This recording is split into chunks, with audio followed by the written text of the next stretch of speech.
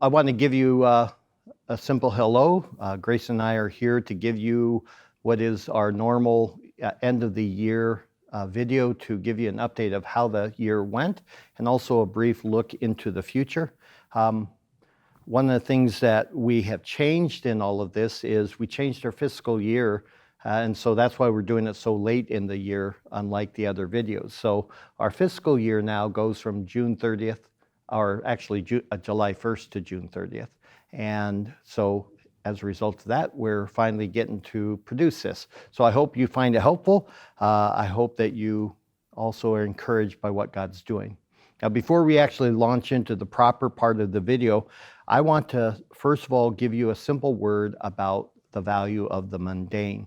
And the reason I do this is because too often you can get caught up in what's new, what's exciting, what's taking place, and forget that actually the normal Christian life is what's most exciting. Every week we're gathering together to fellowship. Every week we gather to give praise to our triune God. We remember our Lord in the Lord's Supper, and we submit ourselves to the hearing of the word. That is good. That is necessary. That's what we want to be emphasizing always before you and ourselves. So keep that in mind as we do talk about some of the things we have accomplished. Remember, it's the gospel that saves us, and it is the gospel that is an old message. It's not new, it's not exciting, it's the same message that our Lord brought to us in the New Testament. The old paths of worship are well worn, and we need to walk down those old paths, and the means of grace are as well, just long established. There's not a new way to grow with respect to your salvation. So what Grace and I just want to exhort you guys to think about as we go through this is remain in the things that God has placed you already. Remember that that's where the great value is, even though in the midst of all of that, the Lord seems to be doing some very exciting things in our midst. So with that, I'm going to turn it over to Grayson. Yes. One of the things that I think about, off the cuff of what Matt just said, the normal mundane aspects of it, we have statistics to give just that would be encouraging to you, but that simple, ordinary work of evangelism. Yeah. Not flashy, not something that people think about doing all the time, but simply as a result of that, over the last year, we saw at least 10 new people come to faith, Yes. 10 baptisms, and also we brought in people to membership, 10 additional people to that too. So when we think of things like that, we're always thankful just for the simple, faithful fruitfulness of people that are going on a regular basis to talk with their coworkers, their family, their friends and neighbors, everybody for the sake of the gospel of Christ. Another additional aspect of something that we saw accomplished this last year was our church plant up in South Milwaukee called The Vine. They are fully constituted and on their own as an independent, autonomous church at this point. So when we think of them, we're incredibly thankful that the Lord was pleased to bring a solid, faithful gospel witness and sound biblical church to that area. Yeah, it was always our goal to see that change from a campus to a church. And that's what's happened, and they're off and running on their own, and that's a good thing, so we're thankful. Our own church, at the same time, is continuing to grow, and as a result of that, we were confronted with some needs to make some changes. All of these you've actually experienced, so they're not going to be surprising. The first, which is probably the most biggest decision we made, was to buy almost 16 acres of land just north of E on 22nd Avenue, right? 22nd. And you will be pleased if you go out there and take a look at that piece of property. It's large, it's flat, it will be easy to build on. And so we're now undergoing the process of selecting architects and then beginning that fundraising. But we have to have a bigger site if we're going to be able to continue to maintain the school, allow for growth. And so it was a major decision that we did. Second thing is, in light of that, we switched to 2 services. And the reason for that is very simple. We had visitors coming and they were unable to find a seat. What a wonderful problem, but it's a problem and we had to respond to it. And so one of the things we did that all of you know is that we now have the 2 services starting at 9 and at 11, and that allows us to now open up our church to up to 600 plus people without having to change a single thing within the physical plant, which is important for us. Right now, we want to conserve as much of our money while we're saving toward the building. At the same time, that resulted in a huge need because we had to double everything. Every single ministry we did on Sunday had to be doubled. And what just made me so happy was how well you responded. Every single one of those slots were filled. All of you are serving in so many wonderful ways, and we cannot tell you enough about how thankful we are about that. Along with that, we did one major study, the infamous class continuity and discontinuity. In the past, that was always relegated to a very small group that got smaller quickly as we worked through it. This time we had 30 plus people, and the vast majority stayed throughout that entire study, which almost lasted a full year. Again, that told me how much our church has grown and evolved and changed for the good. And we look forward to future studies coming up. One of the additional things we saw coming up, Lauren Ankahas really owned a new ministry called Honing Hospitality.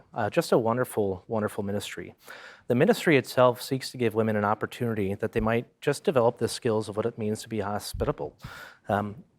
Initially, when it started, the goal behind it was to be able to come into an area in which established, seasoned women are able to then show younger women the ropes on how to do this well. The biblical command driving it all is 1 Timothy 5:10. Right. Those are the widows. Yep. And how do we know if we support a widow at a certain age? The scripture tells us. And what's one of the marks? One of the marks is simply that they are given to works of mercy and that they are given to hospitality. So with that, that's essentially what the whole ministry was driven out of. It's very explicitly discussed in that passage. Titus 2 is another one that comes up where the idea of just a homemaker. In all of this, so what we're looking at in I believe it's the fall coming up, correct? Right. It'll be starting back up again. And what we want to encourage you guys to do, if you are a woman at the church, is simply to open up your home and to learn. What's currently been happening is that just a few houses have been giving to participating in terms of actually hosting and being hospitable. We want everyone to be involved in this. For one, it's a biblical command. For two, it's just something that as we see us growing all the more, the need is there. So as we continue to grow as a church and new people are coming into this body, we want to make them feel welcome. We want to be hospitable to them. But we also want to be able to show them what it looks like to be hospitable themselves. So the best way you learn how to do it is like all things in the Christian life, where you just start to do it. Right? Not real deep. No, it's not. But that's how you do it. And so we would say that as you are approached by Lauren or any of the older women at the church, to open up your homes, to just ask the question, why should I not do this? I find so much of the time we can be guilty of making excuses just like the best of everybody else. But instead of finding reasons not to do it, it would be better to look at it and say, how can we come alongside the church, and especially Lauren as she's running with this ministry, and just show people what it looks like to be a biblical, hospitable woman. In fact, I'll even add one more little point of urging on that is, if you have been to a Honing Hospitality, then you are equipped already to open up your house. It may not be perfect. That doesn't matter. The whole point is learning to open up your home, and then as you do it, you'll begin to see things that you can improve in and grow in. But all of that is necessary and good for you. It just simply takes you being obedient to the need to have a home that is always hospitable. So what Grayson said stands strong on both of us. We're devoting enough time on this in this video to really emphasize this because we believe that it will be good for the church and good for you. Now, to switch to a whole different subject, after many years of discussion and looking and consideration, we finally made the difficult decision, but we think the right decision, to leave the SBC, the Southern Baptist Convention. So we are no longer connected. And that was effective just a couple of months ago. We've notified all of the people that need to know about that. For most of you, this will not affect you in any way, but it is important that you understand that we have made that decision. We think that what's happening is that there's a drift that is so severe that we cannot honestly devote enough time and energy and money to try to bring that back to where it ought to be. And so we realize we're not in cooperation with so many of the churches, and our funds would be supporting things that we would be categorically opposed to.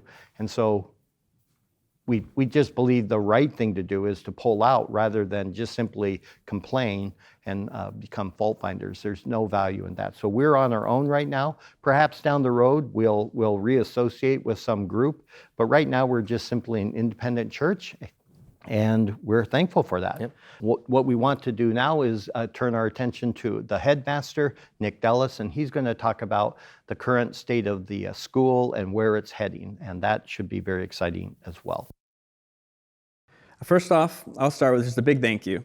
Our school has been so blessed by many members who are willing to devote their time and their skills to the ministry of the church. Because of you, we've been able to provide the children of the church the opportunity to learn and live alongside one another, but not only their own age group, but alongside the parents, grandparents, siblings, whether older siblings or even babies coming into the school throughout the day, and older members of the church as well. As many of you know, because you participate in them, we had a number of events this year, things like our Thanksgiving feast. There was song and dance there. We had a beautiful Advent concert before our Christmas break, and then after Christmas break, the children participated in a Epiphany feast. Again, more food and song for these things. We then had, when winter started to feel too cold and too long, we had a Winter Warrior Games, which included great feats of strength outside in the snow. In sub-zero temperatures, they did things like the log toss and a sled pull. And we came back inside, warmed up our bodies and our hearts with song and a chili feast. Then at the end of the school year, we have our end-of-the-year picnic, which again included song, food, and dance as well. So you see a theme here. We're creating a culture of festivities, right? We're preparing for that, the final wedding feast of the Lamb, right? We want to participate in this, practice for it, and Lord willing, He'll bring our children to be a part of that great supper feast one day. But alongside all these major events, many of you were helping out weekly with security, with lunches, recesses, helping out with classroom assistance. We had people tutoring. So again, thank you so much for participating in the school.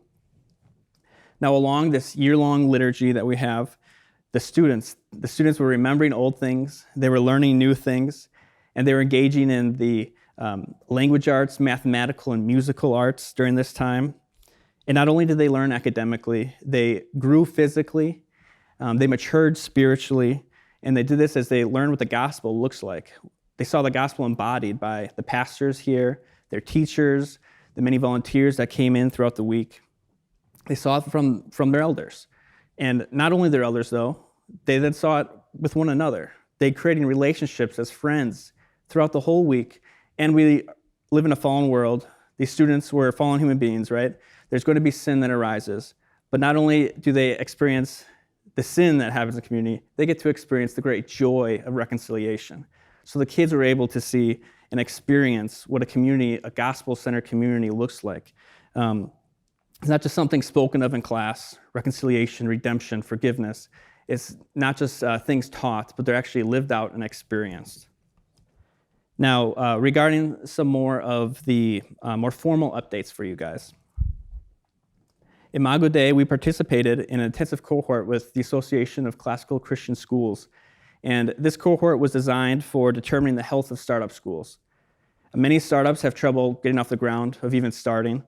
And once they do start, after a couple of years, whether it's due to instability of finances, a lack of vision, or a lack of unity within the organization, a lot of them have to close their doors after a few years. So we wanted to participate to see how we were doing. Out of all the new schools from the ACCS that joined in this cohort, our school ranked the highest. And it's because of our unity that we have within our congregation, within our church, within our school, and also the stability that you guys have been able to provide to our school. So with that in mind, let's review some of the things our school's been able to accomplish this past school year.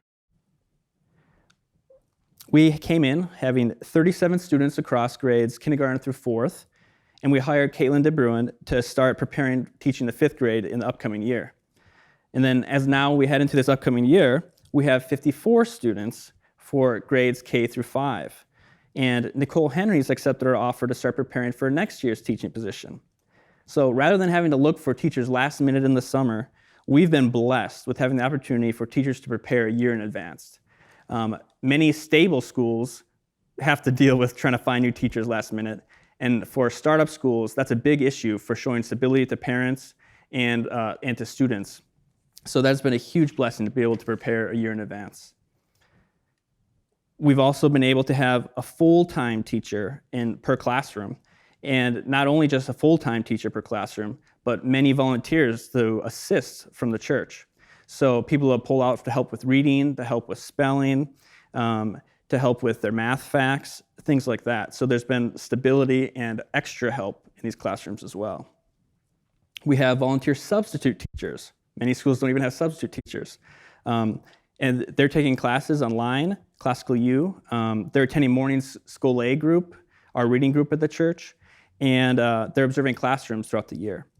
So regarding this morning School A as well, we've had a consistent group of parents, grandparents, and church members who are joining regularly, reading about the great books, reading about education in general, and how the culture of the school can impact the church, how the church impacts the school, and just building a community together, making sure that the church and the school have an inseparable relationship, and just a richer and deeper community we're building together. PE, our PE program and marksmanship program, as more kids come, continues to grow. And we're now starting to have an after-school mixed martial arts club, which we intend then for some of these skills and people who are participating in it for the future upper school to bring those things into our PE program as well. Music. Our music program is continuing to grow, to mature and bless our families. Each student will be participating in music literacy classes 3 times a week, and this is where they'll learn the language of music and how to participate in it. And they'll be doing this through song and through dance. We now have more bookshelves, a library. We have more bookshelves and more wholesome children's literature coming in. This will be for young children. We also have great books coming in for teenagers and adults. And to continue building the library, we will be sharing a list of approved books with you guys. So if you'd like to donate, you can purchase those for the school and church library as well. And so as that starts to grow and books start coming in, we'll also be looking for someone to help us organize this, to organize and categorize the different books that are coming in. And then lastly, our teachers. They've been fully encouraged and supported to continue learning. They have been so dedicated to this, and while they're teaching, while they're communicating with parents and the pastors here and myself, they're spending tons of time learning as well. And so they've been taking online and in-person classes, different conferences they've been attending, and even apprenticeships, and been doing this through organizations such as the ACCS, Association of Classical Christian Schools, New St. Andrews College, Memoria Press, Classical U, and the Searcy Institute. So there's just such a biblically minded culture here and a biblically minded congregation. They have a desire to grow in their knowledge of God. We have a desire to grow in knowledge not only of God, but all the things He's created. And it is just a true joy. It's a joy and a humbling experience to be a part of it. So I thank you guys so much for everything you've done for this mission of the church and the various ways you support the mission of the church. Thank you. Well, thank you for that, Nick. One of the things that we just want to make a quick remark on about the school in general is that there have been so many people that have come alongside in various ways to help out and be part of that ministry. It's been a huge blessing for us to watch. We're just consistently humbled by how many people will show up and do things like cut out flashcards for the kids as they need them for class every day. So we want to give you just our word of thanks for your time and your efforts to volunteer and just simply come along the school and the students and even the teachers in that endeavor. Additionally, so we've talked about some of the things that we have done over this last year and obviously talked about the state of financials and things with the school. What we want to be able to do now is just take a brief time and say, where are we headed? So first off, the thing that we're looking at this upcoming January is just simply adding another service. That would be an evening service, and this would be a less formal, but still at times slightly formal type. Yeah, it's kind of an in-between. It's not a formal Bible study like we do, but it's also not a formal preaching time. It's kind of in between. Yep. So with that, the goal would be to take various subjects, and that some of them would be ones that we might choose. Others could be ones that you guys suggest as well that you're just wanting to learn more about. Things that I think would be most helpful to the church in general. Part of that would be looking at how do you care for a prodigal son or daughter, one who's abandoned the faith, so to speak, and you're trying to minister to them and just provide them a hope with the gospel. Others would be things, especially as we're thinking of all the young men and women that are just starting to Very grow much so. into adulthood, is things like courtship, things like dating. Even as, I don't want to say far out there, but we can obviously get to things like end times, eschatology. Those are different doctrines that we're looking at that think, perhaps this doesn't fit the mode of a Bible study or a sermon series, but we can touch on things like that, heaven, doctrine of baptism, all sorts of different things that we just hope would be helpful for the church. And the idea behind this is because there'll be modules, you may say, well, I don't really care that much about courting or dateship. Courtship and dating, because I'm not doing that anymore. So you may not choose to go to that, but then you'll see down the schedule that there's other things that you do want to participate in. So we hope there will be something that you can even invite friends who have considered our church but haven't made that decision formal. This would be a simple way to introduce them to the church and also hopefully be of help to them. So be in prayer for that, because we're not certain how it's all going to work out, but we're putting those pieces together right now. Now, with that, though, we have a major announcement for you to understand, and that is that because the church plant that we had planned for Grayson simply has not materialized, we've had to make some decisions. So you need to understand that. We still plan on planting with Grayson, but we're not going to plant until we have people who are wanting to go and plant with them who belong to the area that we are going to plant in. And that may change. We're actually always open to looking at a new location for a plant.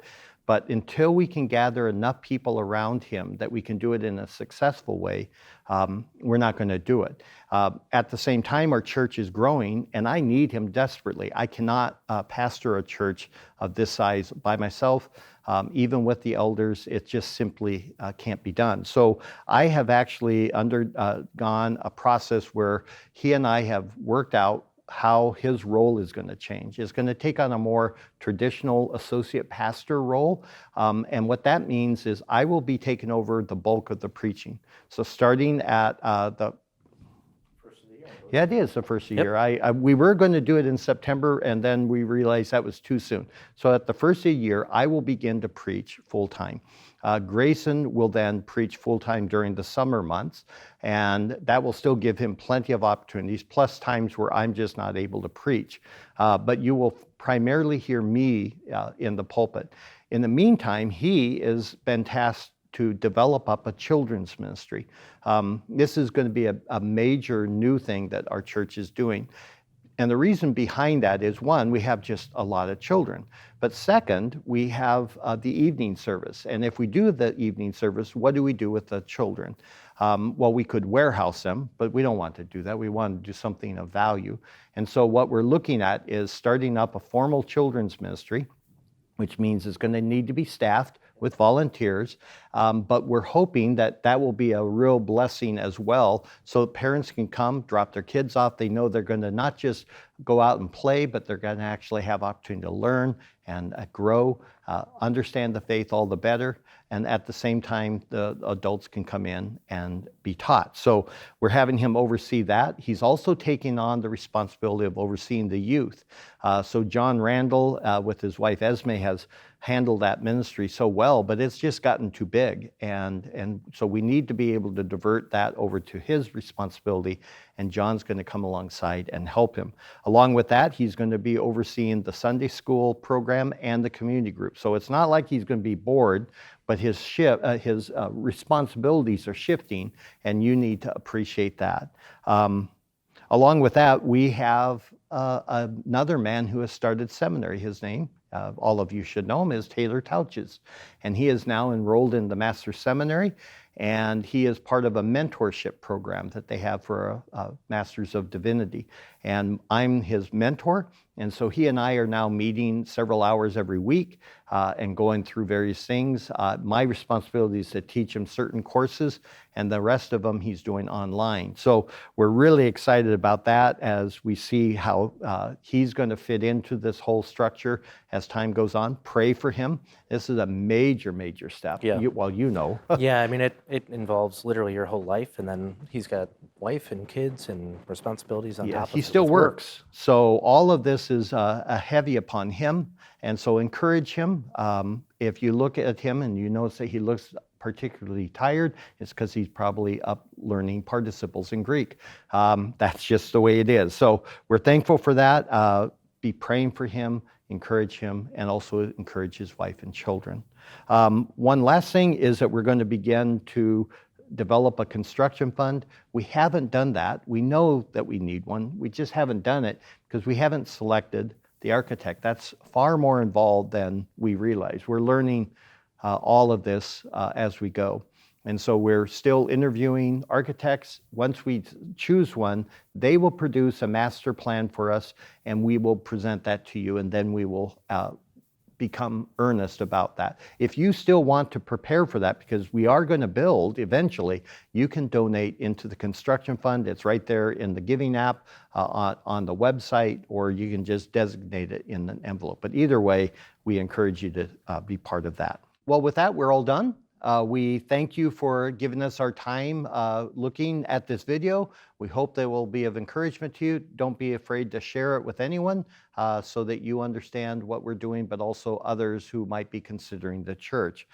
If you have a question, do not hesitate to ask any elder at all. We'll be happy to clarify or expand on anything that you wonder about. Some of these things will be developing more in the bulletin and in announcements as the days progress. Lord bless.